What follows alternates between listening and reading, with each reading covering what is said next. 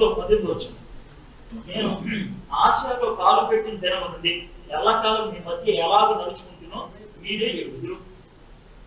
ఈయన ఏమంటాడంటే, అయ్యా నా జీవితం మీ అందరికీ బట్టబయలే. నేను ఇక్కడ కాలు పెట్టిన దినాల నుంచి ఒకే పద్ధతిలో జీవించుకుంటే ఇలా చివరిదాకా నా పద్ధతులు మారల, నా జీవన శైలి మారల, నా జీవన దృక్పథం మారలేదు. నేను కాలు పెట్టిన దినం నుండి నా వ్యవహారం ఒకటే. నేను కాలు పెట్టినప్పటి నుంచి ఒకే ఉద్దేశంతో ఉన్నాను, చివరిదాకా అదే ఉద్దేశంతో ఉన్నాను. ఏంటి ఆ ఉద్దేశం అని అంటే, సువార్త బోధించాలి. సువార్త బోధించాలి అనేటువంటి ఉద్దేశం నుంచి ఎప్పుడు దాటుకోవాలి. 2 పాఠాలు నేర్చుకోవాలి. 2 పాఠాలు. ఒకటి, సేవకులుగా మీ మనసును అడగండి. బయటికి ఎవ్వరు జవాబులు చెప్పరు. ఎందుకంటే మీరు జవాబులు చెప్తే మీ చేత పాపం చేయించడం అవుతారు. 99% మీరు అబద్ధాలు ఆడతారు. జవాబు వద్దు. అర్థంగా మీరు ఎందుకు సేవ మొదలు పెట్టారనంటే, మీరు ఒక సేవ చేయాలని ఎంత భారం ఉందంటే దేవుడు పెట్టాడంటే అందుకు సేవ మొదలు పెట్టారంటే అని అంటారు. అది అబద్ధం ఉన్నాం 30%. అర్థమంట. బతుకు దేవుని కోసం చాలా మంది మొదలు పెట్టేవాళ్ళు ఉంటారు సేవ. ఇప్పుడు నేను దాన్ని ప్రశ్నించట్లేదు, ఏదో విధంగా సేవ చేస్తాను. అర్థంట. ఒక స్థాయికి వచ్చిన తర్వాత అయినా సరే మనం భారం అనేది తెచ్చుకోవాలి. ఒక స్థాయికి వచ్చిన తర్వాత భారం అనేది తెచ్చుకోవాలి. అర్థంట. శిష్యుడు కూడా మొదట అలాగేం భారం రాదు. 3.5 సంవత్సరాలు యేసు ప్రభుతో తిరిగారు. యేసు ప్రభు చచ్చిపోతే అమ్మనాన్ని తెలిపారు. యేసు ప్రభు తిరిగి లేచి తర్వాత కనబడిన తర్వాత మరి చేప పట్టుకోవడానికి తెలిపారు. అర్థంగా. కాబట్టి నేను మిమ్మల్ని ఏం అట్లేదు. సరే గతం కదా, ఎందుకు వచ్చారో వచ్చేసారు, అయిపోయింది. ఇప్పటికైనా సెట్ అయిపోండి. అది నేను అంటాను. అంతకంటే ఇంకే ఇప్పటికైనా సెట్ అయిపోండి. గతాన్ని మార్చలేం కదా, భవిష్యత్తు మార్చుకోగలుగుతాం. చరిత్రను కూడా మార్చలేడు. అర్థంగా. కాబట్టి మన జీవితాన్ని అయితే మనం మార్చుకోగలుగుతాం. పేరుని నన్ను ప్రేమిస్తామని అడిగి అప్పుడు సెట్ చేసుకుంటూ వచ్చాను. కాబట్టి ఈ దినాన్న మనం అడగాల్సిన ప్రశ్న ఏంటంటే, నా మనసు దేనితో నిండుకొని ఉంది? అది ఇంపార్టెంట్. మనసు దేనితో నిండి ఉంటుందో దాన్ని కళ్ళు ఎదుగుతాయి. మనసు దేనితో నింపబడి ఉంటుందో అది కళ్ళుని ఎదుగుతుంది. ఆ విషయం గుర్తుపెట్టుకోండి. సర్వసాధారణంగా ఈ ఉదాహరణ చెప్తాను. బట్టలు కొట్టే పెద్దగా ఉంటాయి, బంగారు పొట్టు చిన్నవి ఉంటాయి. బట్టలు కొట్టే పెద్దగా ఉంటాయి, బంగారు పొట్టు చిన్నవి ఉంటాయి. ఆ రోజు మీరు బంగారం కొనడానికి వెళ్తున్నారు, అవును. రోడ్డు మీద వెళ్ళినప్పుడు బట్టలు కొట్లు కనపడతాయి, బంగారు కొట్లు కనపడతాయి. మీకంటే ఏ దాపు బట్టలు కూడా ఆనం, అది దగ్గర ఉన్నా బంగారమే ఆనం. ఎందుకని దానికోసం ఎదుగుతున్నారు కాబట్టి, అంతే కదా. సో వాన్ ఏముంటే దాన్ని ఎదుగులాడు, వాన్ ఏముంటే దాన్ని వెతుకులాడు. ఆ విషయం గుర్తుపెట్టాను. కాబట్టి నేను ఎందుకని ఈ మాట అన్నానంటే, నీ మనసులో సేవా దృక్పథం ఉంటే సేవ కోసం వెతుకులాడు. నాకు అవకాశం పట్టలేదు, నా దగ్గర రాలేదు, నాకు టైం లేదు, నాకు నిద్ర వస్తుంది, నాకు కడుపు నొప్పి, నాకు కాలు నొప్పి, ఇలాంటి మాటలు ఉపయోగించు. సేవా దృక్పథం ఉంటే దానికోసం ఏమైనా వదిలేసుకోవడానికి ఇష్టపడదు, ఏమైనా చేయడానికి ఇష్టపడదు. అన్ని బాగుంటే చేసేదాన్ని సేవ. అర్థమైందా? నేను దాన్ని ఏమంటానంటే పర్ఫార్మెన్స్ అంట. అంటే స్టేజ్ బాగుంది, మైక్ బాగుంది, మ్యూజిక్ బాగుంది, పాడరా అంటే పాడరా, అది పర్ఫార్మెన్స్. అర్థమైందా?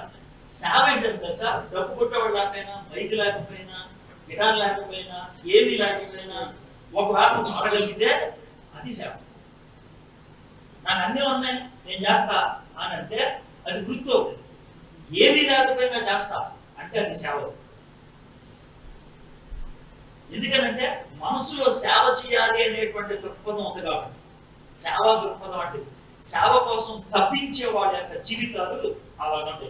పౌలు భక్తుడు ఏమంటాడంటే, నేను కాలు పెట్టినప్పటి నుండి కూడా ఒకే మనసుతో ఉన్నాను. గుర్తుపెట్టుకోండి, సేవ చేసే వాళ్ళ యొక్క జీవితాలు ప్రజలు చూసి వీడి సేవ చేసేవాడు అని చెప్తారు. ప్రజలు చూసి చెప్తారు. సేవ చేసేవాళ్ళు లోకంలో తిరుగుతున్నప్పుడు నేను దేవుని సేవకుడిని అని బోర్డు పెట్టుకోగలను, దేవుడు వీడితో ఉన్నాడు అని చెప్పగలను. మీ ఊర్లో ఉన్న వాళ్ళు అన్నిలో అవ్వచ్చు, మీ ఊర్లో ఉన్న వాళ్ళకి అసలు యేసు ప్రభువు అంటే ఏంటో తెలియకపోవచ్చు, అయినప్పుడు కూడా గుర్తిస్తారు. ఉదాహరణకి యోసేపు ఐగుప్తు దేశంలో ఉన్నాడు. ఐగుప్తు దేశంలో యెహోవా దేవుడు తెలిసే ఎవరికైనా ఎవరికి తెలియదు. అర్థంగా పొతీఫర్ అనేటువంటి ఆయన యోసేపు ఏమని చూశాడు, నీ దగ్గర దేవుడు ఉన్నాడు, అని చూశాడు. నీ దగ్గర దేవుడు ఉన్నాడు అని చూశాడు. ఆయన అన్యుడు, ఆయన బైబిల్ తెలియదు, ఏం తెలియదు. కానీ యోసేపుని చూసి నీతో దేవుడు ఉన్నాడు అని గుర్తించగలిగాడు. మనకు దేవుడు ఉన్నాడని ప్రజలు చూడగలిగి ఉండాలి. మన మాటలు, మన వ్యవహారం, మన జీవితం ఉండాలి. అట్లా కాకుండా మనకి సాక్ష్యం లేకపోతే, మనకి విలువ లేకపోతే, అర్థంగా మనం చెప్పేటువంటి మాటలకి అర్థం ఎక్కడి నుంచి వస్తుంది? ఉండదు. మన మనస్సు పవిత్రంగా ఉన్నట్లయితే మన బ్రతుకు పవిత్రంగా ఉంటుంది. సేవకులకు ఉండాల్సినటువంటి మొట్టమొదటి లక్షణం అది పవిత్రమైనటువంటి మనసు. పవిత్రమైనటువంటి మనసు అంటే ఏక దృష్టి ఉండాలి. ఏక దృష్టి, ఒకే దృష్టి.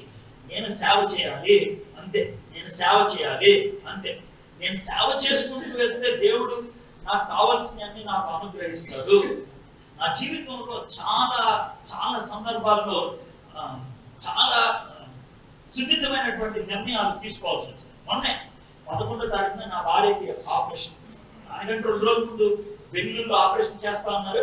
లేదు, దాన్ని హైదరాబాద్ లో చేద్దాం అనుకున్నాం. హైదరాబాద్ లో డాక్టర్లు ఏమన్నారు తెలుసా, ఈయన ఆపరేషన్ చాలా క్రిటికల్ అవుతుంది అని చెప్పారు.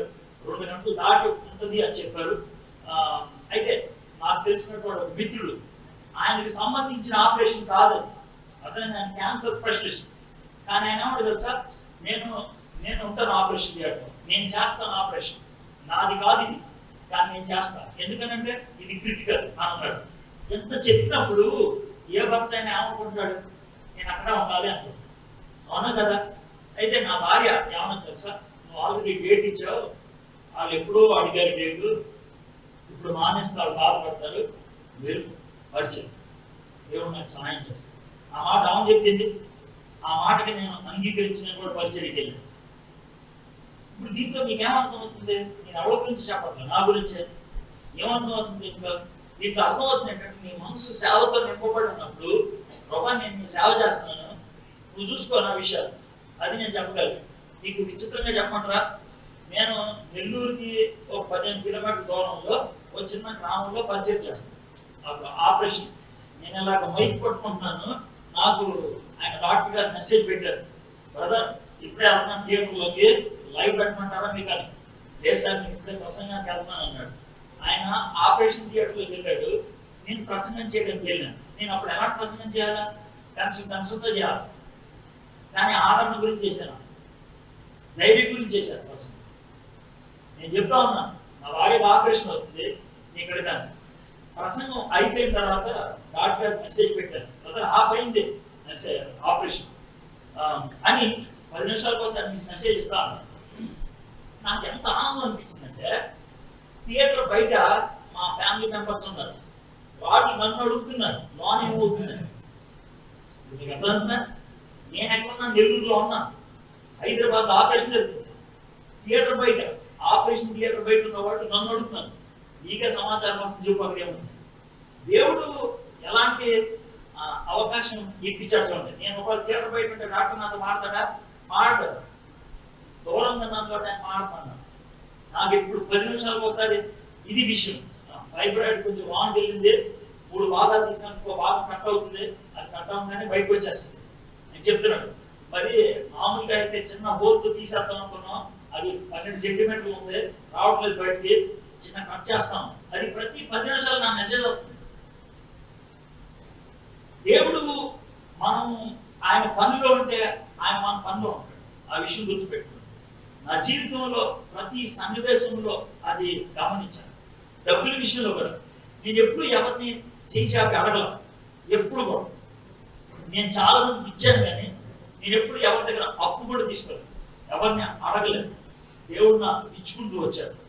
నేను పరిచయంలో కాకుండా మంచి ఉద్యోగం చేసాను, చాలా జబర్దస్త్ ఉండేది నా బతుకు. బోనస్ గారికి తెలుసు, చాలా హడావుడి జీవితం ఉండేది. నన్ను పరిచయంలో దిగితే పెద్ద అనుమానించేవాడు, అసలు ఇందుకు దిగబడతాడా లేదా. ఎందుకంటే కఠిన జీవితం, మనమేమో కాలు కింద పెట్టిన జీవితం, అర్థం అప్పట్లో. అలాంటి పరిస్థితిలో ఉండేటువంటి వాడు ఉండగలుగుతాడు. దేవుడు నన్ను చాలా కఠినమైనటువంటి అనుభవాలు కూడా వెళ్ళనిచ్చాడు. అనుభవాలు కూడా వెళ్ళనిచ్చాడు కాబట్టి తగ్గించుకొని జీవించడం, అడగకుండా జీవించడం, దేవుడి మీద ఆనుకొని ఉండే జీవితం, సేవా దృక్పథం ఉన్నప్పుడు దేవుడు పాఠాలు నేర్పిస్తాడు. మీకు ఒకవేళ అది లేకపోతే కనుక ప్లీజ్ పేరు పెట్టుకొని ఉండొచ్చు సేవకులని, కానీ సేవకులని పేరు పెట్టుకొని లోన సేవ దృక్పథం లేకపోతే కనుక దేవుడు వాడుకోలేడు. దేవుడికి కావాల్సింది దృక్పథం.